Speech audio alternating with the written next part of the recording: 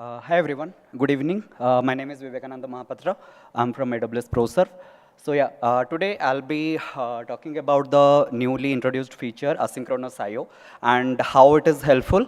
This is a very small change that has been introduced in PostgreSQL 18, but how it is being helpful in the query execution and its performance, and how we can use it to save our query execution time. We will discuss about that. So why this matters basically, right?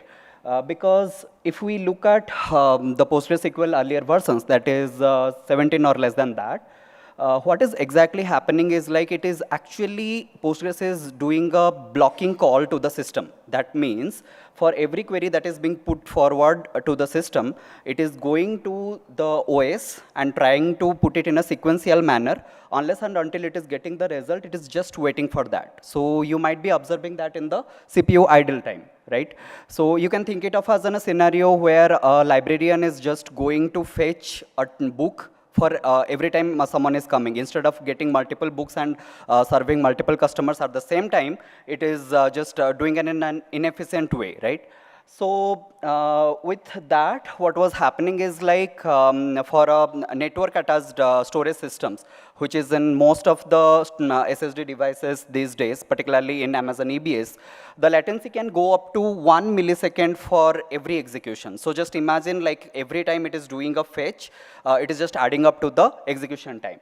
So with asynchronous I/O, what is happening is that the parallel query requests are going to the system, and directly the data is being loaded to the PostgreSQL shared buffer instead of skipping this OS layer.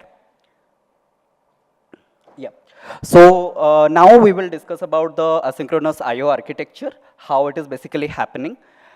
Basically, they have introduced a parameter called I/O method, and it has three values, that is sync, worker, and I/O uring.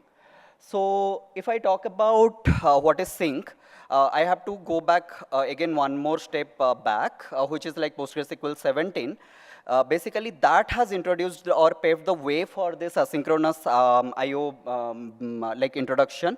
Because in PostgreSQL 17, you might be aware about the read stream, where it has streamlined the POSIX underscore F advise functions utilization, and it is actually basically advising the kernel to get the data from the storage and put it in the OS buffer cache.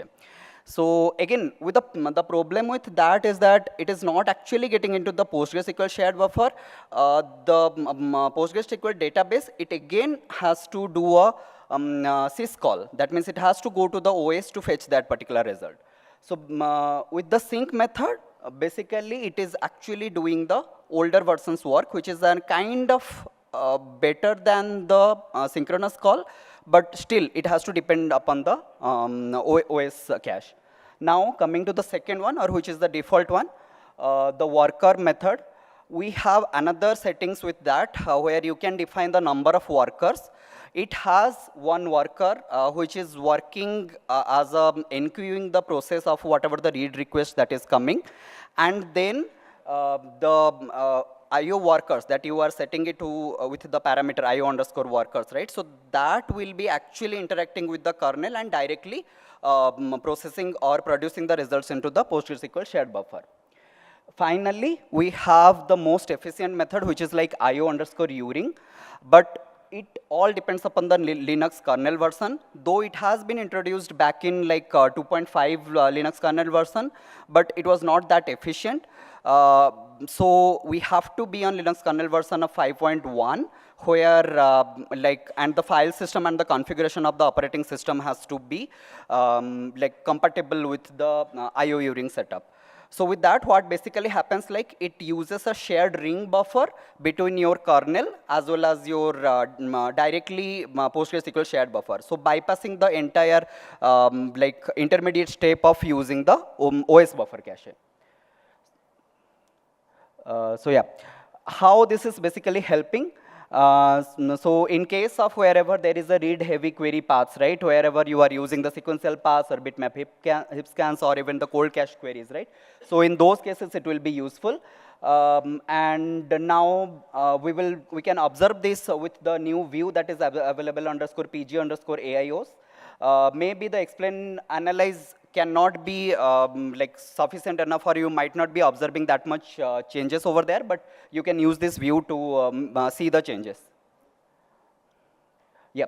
So as I was saying before, another way to monitor is like if you have any, like for example, in RDS we have the performance insight where you are seeing the wait events in a graphical format, right? Similarly, if you are using any tools to monitor your PostgreSQL database, you might be observing that your CPU was kind of getting into the ideal scenarios where before PostgreSQL 17. But here we are completely exploiting the parallelism at the SSD devices, and we can see that parallelism for the read queries are going through, and the execution is faster. Yeah, so you can try using these methods, so which is mentioned in the slides. Like you can define the IO method to worker, which is the default, or you can mention it to IO uring if it is on Linux, and also at the latest kernel version. Yeah, so that's all from me. Thank you.